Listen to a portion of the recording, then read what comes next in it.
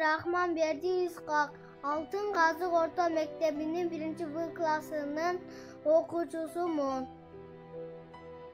Бұл менің үй білім. Бұл менің қарындашым. Бұл менің ақылымам, ақыл қошқан әжелерім.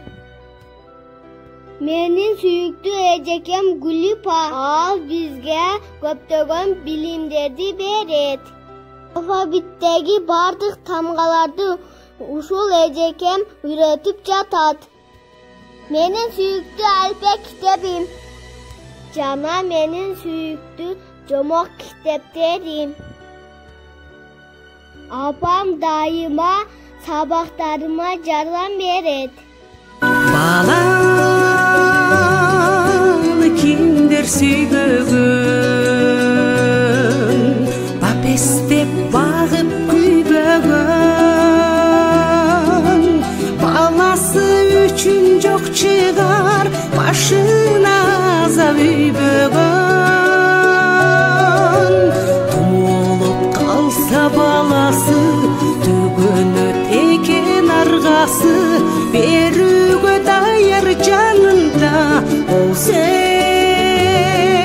эгер анын айласы. Мен Мексика уюмун 1-ci классман таныдым. Мексика уюму бизге ысык тамак уюштуруп берди. Жана бизге көптөгөн жомок китептерди белекке берди. Апам азыр баарыбызга жомок китеп окуп берет. Жомок укканга даярсыңарды? Ооба. Анда эмесе мен силерге бүгүн дыйкан менен доңуз деген жомокту берейин. Демек сүрөттө силер көрүп турасыңар. Дыйкан менен доңуз тууралуу бүгүнкү жомогубузда кеп болот экен. Барыс тутуп коюп турабыз. Бир дыйкандын эгини жакшы чыгып, жайкалып, баш алып калганда доңуздар келип, эгинди тебелеп, тумшугу менен казып кетчү болду. Бир нече жолу дыйкан доңуздарды кууп чыгып, эми жолубуз деп ойлоду. Бирок доңуздар болбой эле эгинде ойроңдой берди. Бир күнү дыйкан доңуздардын ана башы азулуу чоңун капкан салып, кармап алды да аны терекке бек таңып салды. Чоң келтек таякты колуна алып, өзүң айдаган эгинде ойроңдоп жатасың. Эгинде сен ошол жазында кош айдаганда кайда элең? Тумшук ылыштыра бир чапты. Чочко коркулдап чаңыра баштады. Ого бетер жинденген дыйкан кош айдап бүтүп, тукум сепкенде кайда элең? Деп тумшук талыштыра бир чапты.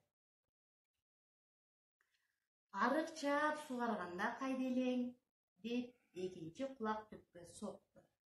Доңуз чарк айланып, жер сууну бузуп чаңырып, айласы куруп тегелене баштады.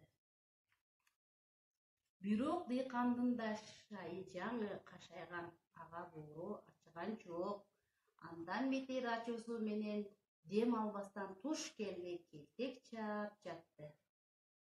Кош айдаганда кайда элең, чочко? Эгин сугарганда кайда элең, чочко? Арык чапканда кайда элең, чочко? Деген сайын келтек таяк тийип жатты. Ошентип доңуз канжалап, чаңырып жатып өлгөн экен. Мынакей балдарым, бүгүнкү жомокто силер дыйкан менен дыйкандын ачуусуна тийген доңуз тууралуу биле алдыңар. Жомогубузду аягында эмне болду? Айтып болгачы. Силер бүгүн дыйкан менен доңуз тууралуу жомокту уктуңар. Эми өзүңөргө кандай тарбиялык маанини алдыңар ушу жомоктон? Мунун тарбиялык мааниси бир сөз менен эле мисалга алып кетели. Бирөөнүн кылган эмгегинин кадырын билдик. Бирөөнүн үйүнө урсаксыз кирбегенди үйрөндүм. Дыйкан ай акылдуу экенин түшүндүм мен. Азамат. Доңуз жаныбары аябай жалпы экендигин билдим. Азаматсыңар. Демек, бул жомокто силер өзүңөргө ушул нерселерди алган болсоңор, анда силер Апам бизге ушундай жакшы жомокторду окуп берет. Баса дагы бир жаңылыкты унутуп калыпмын. 4-класстагы окуган Айсама эжем мыкты китепче жасап, мыкты китеп конкурсунда 2-чи орунду алды. Мерсика уюу тарабынан белекее болду. Биз Мерсиканы сүйөбүз. Көңүл бурганыңыздарга чоң рахмат.